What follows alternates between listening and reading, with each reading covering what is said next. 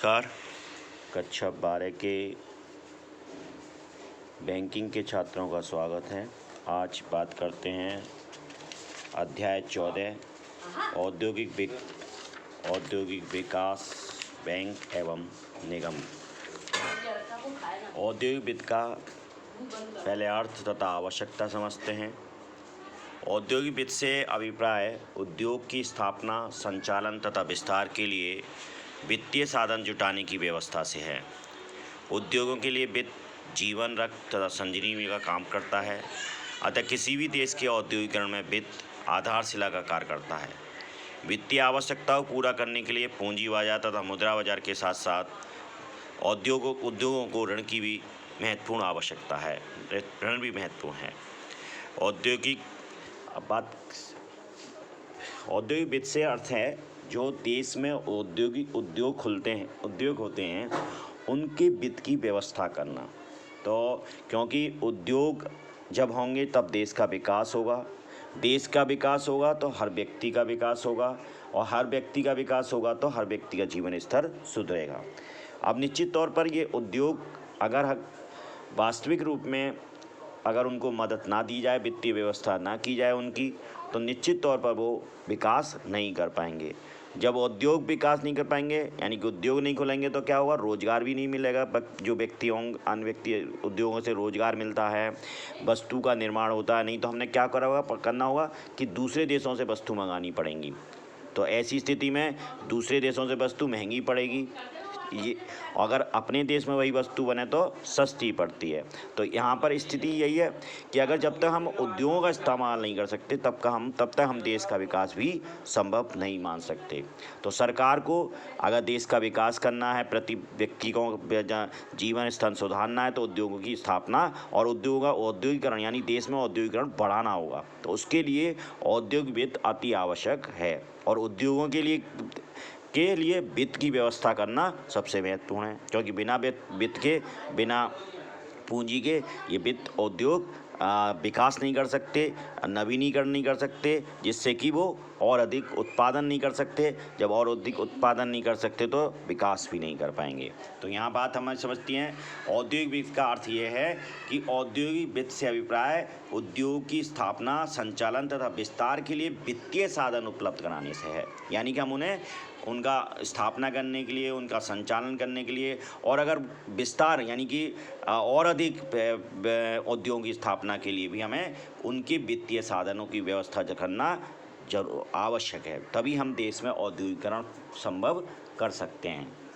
क्योंकि यहाँ उद्योग हमारे देश के लिए बहुत अधिक लाभदायक है, रोजगार प्रदान करता है, वस्तुएं उपलब्ध कराता है। जो वस्तुएं हमें, अगर उद्योग ना हो तो बहुत सी वस्तुएं हमें उपलब्ध ही ना हो, और अगर उपलब्ध होंगे तो बहुत अधिक मूल्य पर उपलब्ध होंगी, जो हमारे देशवासियों के लिए अत्यंत कठिन होगा। औद्योगिक वित्त की संरचना, अब बात समझते हैं औद्योगिक संरचना ये क्या चीज़ है, मतलब बनती क्या है। औद्योगिक वित्त को किस तरह के वित्त की आवश्यकता पड़ती है। तो स्थायी या दीर्घकालीन पूंजी, यानी कि एक तो जब स्थापना के टाइम में उसे पैसे की ज़रूरत पड़ती है, या विस्तार करने के लिए, या संचालन करने के लिए जब उसको वित्त की आवश्यकता पड़ती है, तो वो कहलाती है स्थायी या दीर्घकालीन पूंजी। यानी कि लंबे समय के लिए अगर उसे पूंजी या और बड़ी मात्रा में पूंजी की आवश्यकता होती है तो वो कहलाती है स्थायी या दीर्घकालीन पूंजी। दूसरी बात चल या कार्यशील अथवा अल्पकालीन पूंजी। जैसे संचालन के लिए क्या है, अल्पकालीन और कार्यशील पूंजी के लिए, यानी कि रोजाना के कार्यों के निपटारे के लिए उसको अल्पकालीन ऋण या कार्यशील पूंजी की आवश्यकता उद्योगों को पड़ती है, जिसको हम चल या कार्यशील अथवा अल्पकालीन पूंजी को कह सकते हैं। यानी कि ये पूंजी किसके लिए काम आएगी? संचालन के लिए। उद्योगों के संचालन के लिए हमें अल्पकालीन पूंजी की आवश्यकता पड़ती है, और विस्तार और स्थापना करने के लिए दीर्घकालीन पूंजी की आवश्यकता पड़ती है। अब बात करते हैं औद्योगिक वित्त के साधन अथवा स्रोत, यानी कि हमें ये औद्योगिक वित्त कहाँ से मिल सकता है, उद्योगों को ये वित्त कहाँ से मिलता है और किस तरह से उसके स्रोत हैं, यानी कहाँ से वो उसकी प्राप्ति कर सकता है। अंशों का निर्माण, यानी कि अपनी कंपनी के अंशों का निर्माण कर सकता है, ऋण पत्रों का निर्माण कर सकता है, जमा यानी जनता से जमा स्वीकार कर सकता है एफडी के रूप में, सावधि जमा के रूप में, व्यापारिक बैंकों से ऋण प्राप्त कर सकता है, राज्य सरकारों से या राजकीय ऋण प्राप्त कर सकता है, अपने लाभों का पुनर्वित्त कर सकता है, यानी लाभों को दोबारा से इन्वेस्ट कर सकता है, यानी जो हम जानते हैं सामान संचय वगैरह, ये सब लाभों का पुनर्वित्त है वो कहलाते हैं। यानी कि अपने जो लाभ हुए उनको रोक लिया और उनको दोबारा से बिजनेस में लगा दिया, ये कहलाते हैं लाभों का पुनर्वित्त। निवेश प्रन्यास, यानी कि निवेश के लिए ट्रस्ट बना दी जाती है, उसके द्वारा प्राप्त कर लेता है। औद्योगिक बैंकों की स्थापना करके प्राप्त हो सकता है। विशिष्ट औद्योगिक वित्तीय संस्था, जो ऐसी वित्तीय संस्थाएं जो सिर्फ उद्योगों के लिए काम करें, उद्योगों के वित्त की व्यवस्था करें, वो कहलाती हैं विशिष्ट औद्योगिक वित्त संस्थाएं। तथा पूंजी, विदेशी पूंजी का, यानी विदेशी पूंजी क्या है, विदेशी लोग होते हैं वो ऐसे उद्योगों में अपना पैसा इन्वेस्ट करते हैं और लगाते हैं, निवेश करते हैं, तो वो कहलाता है विदेशी पूंजी। इसमें एक है प्रत्यक्ष विदेशी निवेश, यानी कि सीधा डायरेक्ट विदेशी व्यक्ति इसको पैसे को इस कंपनी में लगा सकता है। अब बात करते हैं औद्योगिक बैंक, इंडस्ट्रियल बैंक। औद्योगिक बैंक का अर्थ एवं कार्य, इसका अर्थ क्या है और कार्य क्या है ये समझते हैं। औद्योगिक बैंक से अभिप्राय ऐसी बैंक से है जो उद्योग धंधों को मध्यकालीन तथा दीर्घकालीन ऋण प्रदान करते हैं, जिससे उद्योग विकास कर सकें। भारत जैसे विकासशील देशों में उद्योगों में धनराशि लगाना अत्यंत जोखिमपूर्ण होता है, क्योंकि यहाँ पर सुविधाएं ज़्यादा नहीं हैं, इसलिए वो जोखिमपूर्ण है। आधार उद्योग के लिए चालू पूंजी का प्रबंध व्यापारी बैंकों द्वारा किया जाता है। जो उद्योग होते हैं उनके लिए चालू पूंजी तो व्यापारी बैंकें कर देती हैं उसकी व्यवस्था, किंतु स्थायी पूंजी में एक बहुत अधिक पूंजी की आवश्यकता पड़ती है, इसलिए दीर्घकालीन ऋण का प्रबंध व्यापारी बैंक यहाँ पर नहीं कर पाते, क्योंकि उनके पास एक छोटी मात्रा में पूंजी होती है, बहुत बड़ी मात्रा में पूंजी नहीं होती, और इनको बहुत बड़ी मात्रा में दीर्घकालीन पूंजी के रूप में आवश्यकता होती है। तो इसलिए ये कार्य वाणिज्य बैंक या कॉमर्शियल बैंक, व्यापारी बैंक नहीं कर पाते हैं, तो उसके लिए औद्योगिक बैंक की स्थापना की जाती है, जो उद्योगों को ही स्पेशली ऋण देती हैं। अतः उद्योगों को मध्यमकालीन एवं दीर्घकालीन पूंजी की पूर्ति के लिए विशिष्ट वित्तीय संस्थाओं की स्थापना की गई, जिन्हें हम औद्योगिक बैंक के नाम से जानते हैं। यानी कि क्या, उद्योगों को मध्यकालीन और दीर्घकालीन ऋण की आवश्यकता या दीर्घकालीन पूंजी की अगर उन्हें पूर्ति करने के लिए जो विशिष्ट वित्तीय संस्था बनाई गई, उनको ही हम औद्योगिक बैंक के नाम से जानते हैं, औद्योगिक वित्त मानते हैं। अब बात करते हैं ये आप कैसे ये प्राप्त, जैसे कार्य क्या हैं औद्योगिक बैंकों के, क्या कार्य हैं। अंश ऋण प्राप्त करना, यानी कंपनी के अंश और ऋण प्राप्त करके उनके पुनः पूंजी प्राप्त दे दी जाती है, प्रदान कर दी जाती है। ऋण देकर उनको प्राप्त दे दी जाती है पूंजी। ऋणों की गारंटी, अगर वो कहीं किसी बैंक से वगैरह से ऋण लेते हो तो उसकी गारंटी लेकर भी ऐसी बैंकें उनको वित्त व्यवस्था करा देती हैं। अभिगोपन का कार्य करना, यानी कि उनके शेयरों को, उनके अंशों का बिकवाना, ये भी अभिगोपन का कार्य है।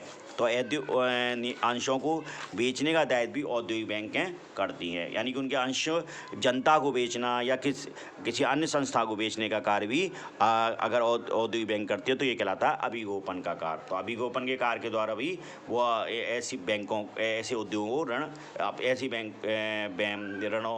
उद्योगों को वित्त की व्यवस्था कराते हैं। इसके साथ साथ जमा स्वीकार करना, दीर्घकालीन अवधि के लिए जमा स्वीकार करती हैं जनता से ये बैंक हैं, और उद्योगों को ऋण देती हैं। तकनीकी सलाह देना, औद्योगिक बैंक के बाद विभिन्न क्षेत्रों के तकनीकी विशेषज्ञ होते हैं जो औद्योगिक इकाइयों की तकनीकी सलाह देते हैं, जिससे इन उद्योगों का अधिक से और तेज़ी से विकास संभव हो पाता है। भारत में औद्योगिक बैंक की आवश्यकता, अर्थ महत्व तथा लाभ, यानी कि भारत में औद्योगिक बैंकों की स्थापना की क्या आवश्यकता है, उसका क्या महत्व है, ये हम अब समझते हैं। तो सबसे पहली बात है, देश में उद्योगों के तीव्र विकास एवं आधुनिकीकरण के लिए औद्योगिक बैंक आवश्यकता, क्योंकि हमारा देश कैसा था, स्वतंत्रता प्राप्ति से पूर्व अंग्रेजों का उससे भी पहले गुलामी के जंजीरों में बंधा रहा है, काफ़ी टाइम तक गुलामी सही है। तो ऐसी स्थिति में उद्योगों का विकास हमारे देश में नहीं हो पाया।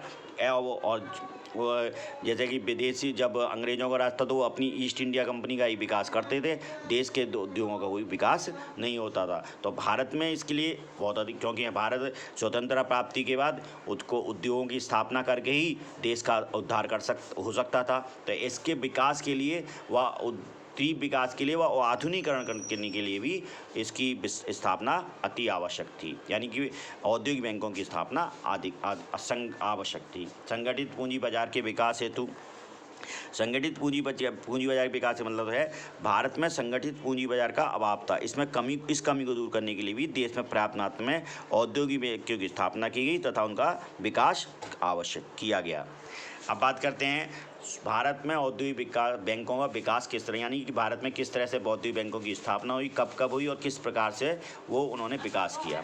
तो स्वतंत्रता प्राप्ति के पूर्व भारत में औद्योगिक बैंक ना के बराबर, यानी कि स्वतंत्रता प्राप्ति से, क्योंकि अंग्रेज़ों को अपने देश से मतलब विकास के मतलब था ही नहीं, तो इसलिए उन्होंने औद्योगिक बैंकों की स्थापना, यानी कि जिससे कि वो अपने देश उद्योग वो चाहते ही नहीं थे कि हमारे देश में उद्योग स्थापित हों, तो इसलिए अंग्रेज़ों ने औद्योगिक बैंकों की स्थापना की नहीं। फिर लेकिन सन 1917 में टाटा, जो हमारी टाटा है आज की स्थिति में जो टाटा कंपनी है, उसने औद्योगिक व्यवस्था की स्थापना हुई। उसने 1917 में, यहाँ ये ध्यान रखने की बात है कि यहाँ ये टाटा कंपनी ने स्वयं अपने समूह के लिए, यानी जो उसकी निर्माण इकाइयाँ थीं, जो उसकी उद्योग थे, उनको पैसा अर्जन करने के लिए, उनको पूंजी उपलब्ध कराने के लिए इस बैंक की स्थापना की गई। लेकिन ये 1933 में बंद हो गई, क्योंकि इनको मदद ज़्यादा मिल नहीं पाई और अपनों की मदद ये करते थे। ऐसी स्थिति में ये उनकी 1933 में ये बंद हो गई। 1919 में कलकत्ता और भारत औद्योगिक बैंक की स्थापना हुई, लेकिन शीघ्र ही वो भी अकुशल प्रबंधन के कारण समाप्त हो गई। 1920 में मैसूर तथा 1923 में लक्ष्मी औद्योगिक बैंक की स्थापना की गई, किंतु वो भी असफल ही हुई। स्वतंत्रता प्राप्ति के पश्चात 1948 में भारतीय औद्योगिक वित्त निगम की स्थापना, यानी हम स्वतंत्र हो गए 1947 में स्वतंत्र हो गए, उसके बाद स्वतंत्रता प्राप्ति के पश्चात 1948 में भारतीय औद्योगिक वित्त निगम की स्थापना की गई। सन 1951 में राज्य वित्त निगम अधिनियम पारित किया गया, जिससे प्रत्येक राज्य को अपना वित्त निगम स्थापित करने का अधिकार मिला। 1948 में तो पूरे भारत के लिए औद्योगिक वित्त निगम बना, लेकिन 1951 में एक राज्य वित्त निगम का अधिनियम पारित किया गया। अब क्या था, अब राज्य भी अपना वित्त निगम बना सकते थे। अपने राज्य में प्रत्येक राज्य अपने उद्योगों को विकास करने, अपने प्रदेश में उद्योगों विकास करने के लिए वो अपने अपने राज्यों में वित्त निगम बनाने के लिए उन्हें अधिकार मिल गया। सन 1964 में भारतीय औद्योगिक विकास बैंक तथा भारतीय इकाई प्रन्यास की स्थापना की गई तथा 1973 में भारतीय औद्योगिक पुनर्निर्माण निगम की स्थापना की गई। 1964 में भारतीय औद्योगिक विकास बैंक तथा भारतीय इकाई प्रन्यास की स्थापना की गई, जो उद्योगों के विकास के लिए ही कार्य करते हैं, तथा 1973 में भारतीय औद्योगिक पुनर्निर्माण निगम की स्थापना की गई। भारत में औद्योगिक बैंक की धीमी प्रगति के कारण या दोष, हम कह सकते हैं भारत में अभी भी औद्योगिक बैंकों का धीमी प्रगति इसके का कारण ये है, निम्नलिखित हैं, जो दोष भी कहला सकते हैं। जनता की निर्धनता, यहाँ की जनता निर्धन है, यानी कि जनता से पैसा ज़्यादातर मात्रा में फिर वो इन उद्योगों में ज़्यादा पैसा जमा के रूप में, निक्षेप के रूप में नहीं जमा कर पाते हैं, क्योंकि उनका अपना खर्च नहीं चल पाता है, तो वो जमा क्या कर पाएंगे। जमा पर कम ब्याज मिलती है, इनमें जमा पर कम ब्याज मिलती है, तो ऐसी स्थिति में भी वो इनमें इन्वेस्ट नहीं करना चाहते। बैंकों का बंद होने की स्थिति के कारण भी वो इसमें ज़्यादा महत्व नहीं देते। सरकार द्वारा उपेक्षा, स्वतंत्रता से पहले सरकार इस पर कोई महत्व ही नहीं देती थी इनको, इसलिए ये बैंक असफल हो जाते थे।